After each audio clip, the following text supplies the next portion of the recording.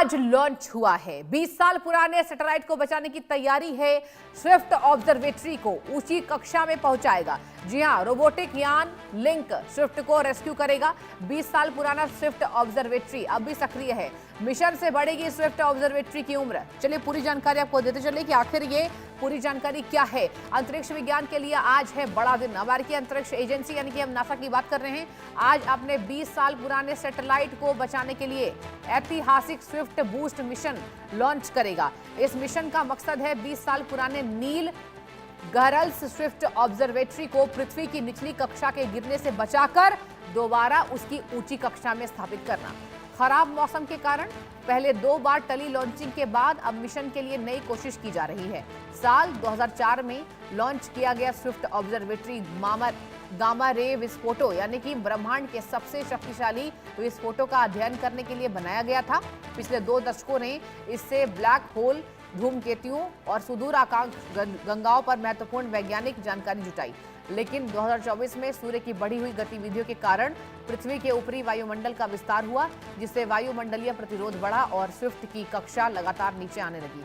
Swift में अपना propulsion system नहीं है, इसलिए नासा ने अमेरिकी कंपनी कैटालिस्ट स्पेस के साथ मिलकर लिंक नाम का एक रोबोटिक सर्विसिंग अंतरिक्ष यान तैयार किया है।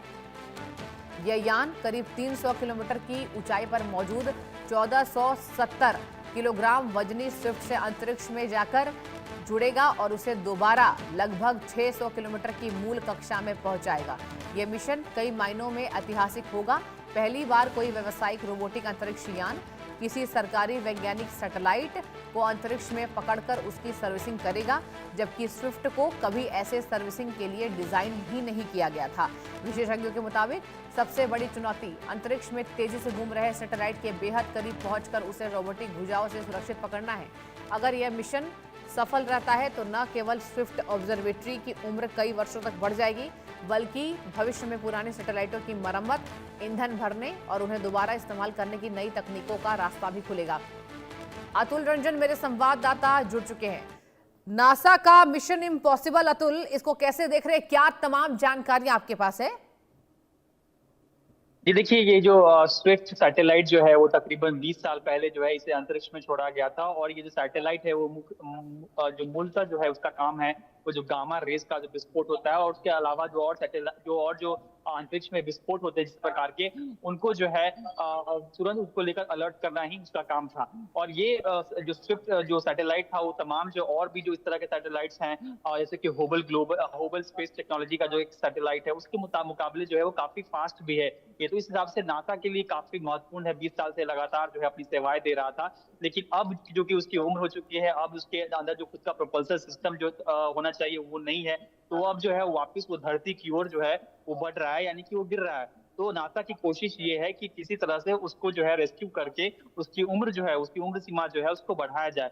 और उसको लेकर ही जो है एक प्राइवेट कंपनी जो है कैटलिस्ट टेक्नोलॉजीज, उसको ऑनबोर्ड किया गया है। और कैटलिस्ट टेक्नोलॉजीज जो है अपनी जो है एक और सैटेलाइट भेजकर जिसको बताया जा रहा है कम से कम 3 आर्म है, वो जो है उसे पकड़कर वापस जो है उनकी जो मूल कक्षा है उधर की ओर उसे पुश कर देंगे स्विफ्ट सैटेलाइट को। और जिसके बाद स्विफ्ट सैटेलाइट पहले की तरह वापस अपना कामकाज जो है वो जारी रख सकता है।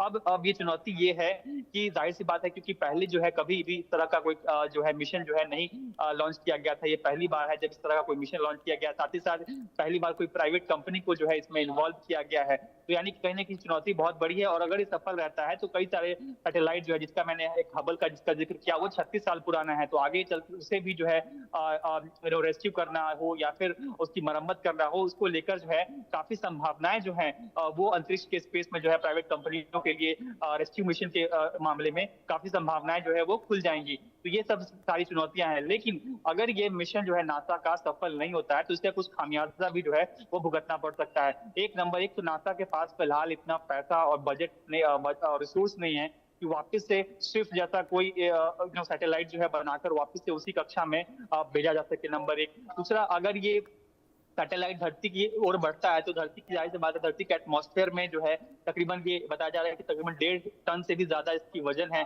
इस सैटेलाइट का। तो ये धरती के एटमॉस्फेयर में आके जो है अधिकतर हिस्सा इसका जल जाएगा। उसके बाद कुछ जो डेबरी हैं, कुछ जो बचे कुछ जो पार्ट्स होंगे उसके, वो धरती के इलाकों में जो है गिर जाएंगे, फैल जाएंगे। ये सब चुनौतियां फिर से हो जाएंगी। तीसरी ये है कि फिर जो प्राइवेट कंपनी, जिसका मैं जिक्र कर रहा था, कैटलिस्ट टेक्नोलॉजीज को पहली बार जो है किसी तरह से इन्वॉल्व किया गया इस तरह के प्रोजेक्ट्स में, तो अगर ये मिशन सफल नहीं हो पाता है तो जाहिर सी बात है जो प्राइवेट कंपनियां हैं उनको लेकर जो है आगे चल के इस तरह के मिशन में उनका इन्वॉल्वमेंट जो होना है उस पर जो है काले बादल छा जाएंगे। कहीं ना कहीं उसको उस जो पूरी जो संभावनाओं का जो स्कोप है पूरा, उसे कहीं ना कहीं एक तरह से झटका लग सकता है अगर ये मिशन सफल नहीं होता है। तो इस हिसाब से देखा जाए तो ये मिशन जो है काफी नासा के लिए महत्वपूर्ण है, साथ ही साथ प्राइवेट कंपनियों के लिए ऑर्बिटल स्पेस में, सैटेलाइट के स्पेस में भी जी। काफी एक अहम चुनौती होने वाली है।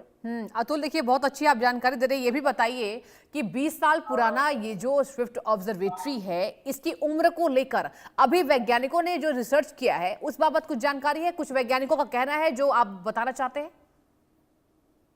देखिए 2004 में इसे लॉन्च किया गया था और जो जाहिर सी बात है 20 साल उसकी उम्र हो चुकी है, लेकिन जो हमें जानकारी ये मिल रही है कि जब इसे लॉन्च किया गया था 20 साल पहले, तब नासा ने इस तरह की कोई प्लानिंग नहीं की थी, इस तरह की किसी प्रकार के कोई उपकरण इसमें नहीं फिट किए गए थे जो कि इसे वापस से जो है जिसे कहते हैं सेल्फ प्रोपल्सिव सिस्टम जिसे कहते हैं, कि कुछ सालों बाद जब जो है जरूरत पड़े तो फिर से जो है उसे वापस अपनी कक्षा में वो खुद ब खुद जा सके। इस तरह की जो है चीजें जो है विजन जो था उस समय नहीं था, तो कहीं ना कहीं उसी को लेकर जो है अब जो है ये जो है रेस्क्यू मिशन जो है शुरू किया गया है। लेकिन जाहिर सी बात है जैसा कि मैंने बताया कि जो स्विफ्ट है उसे उसी तरह से बनाया नहीं गया है कि वो किसी रेस्क्यू मिशन को झेल सके या फिर किसी प्रकार का रिपेयरमेंट को है जो उसे अंडरगो कर सके। तो कहीं ना कहीं चुनौतियां बहुत ज्यादा है नासा के पास, क्योंकि एक ऐसा सिस्टम है जो चलिए ठीक है, चुनौतियां भी हैं लेकिन इस पर कहीं ना कहीं सफल परीक्षण हो गया। अतुल, बहुत शुक्रिया आपका तमाम जानकारी हम तक साझा करने के लिए।